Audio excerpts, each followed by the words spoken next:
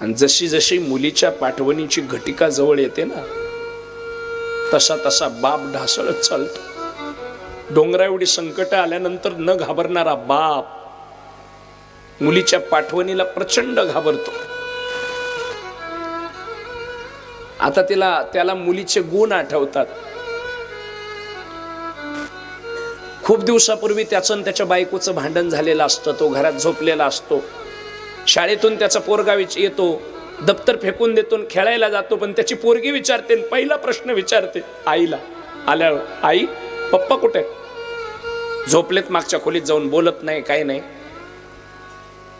तो भांडली असशील माझ्या बाबाला, असं म्हणून ती पोरगी खोलीमध्ये जाते आणि बापाच्या उशाखाली हात घालते। पप्पा जेवले नाही तुम्ही, चला उठा जेवा। बाप म्हणतो जाऊ दे, मरू दे तिकडं, मला नाही जेवायचं। ओ पप्पा उठा ना, माझ्याकडे बघा ना एकदा, मला भूक लागली ना, मला जेवायचं ना तुमच्यासोबत, उठा।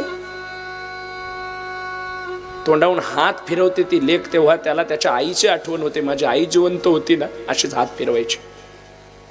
लेकीकडे बघून बाप उठतो, मटामटा 2 घास जेवतो। आता रुसल्यावर मला उठवणारी माझी लेक माझ्या घरात नसणारे, ती परक्याची सून बनून जाणार आहे, याची भीती त्याला वाटते।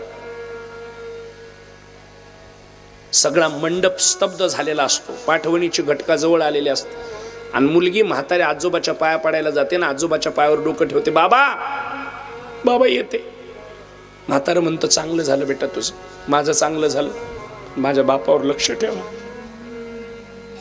माझी आई धडाधडा बोलते माझ्या बापाला। डोंगरासारखा माझा बाप खाली मुंडकं घालून ऐकून घेतो। बाबा मी होती इथं, आजोबा तर गोळ्या द्यायची माझ्या बापाला। कामाच्या नादामध्ये माझा बाप वेळेवर गोळ्या नाही खात, तेवढं लक्ष द्या बाबा। म्हाताऱ्याच्या गळ्यात पडून रडते बापासाठी, म्हातारीच्या गळ्यात पडून रडते बापासाठी। आईच्या गळ्यात पडते ना, आईला म्हणते आई आजपर्यंत तुला नाही बोलले, पण आज बोलली पाहिजे ग। माझ्या बापाला खूप बोलते तू फडाफडा, तुला माझी शपथ आहे, देवासारख्या माझ्या बापाचं मन शब्दानं सुद्धा दुखवू नको ग, एवढीच मागणी तुझ्याकडे। लेक लग्नाच्या मंडपात रडत असते ती बापासाठी, आणि बाप झुरत असतो तो लेकीसाठी।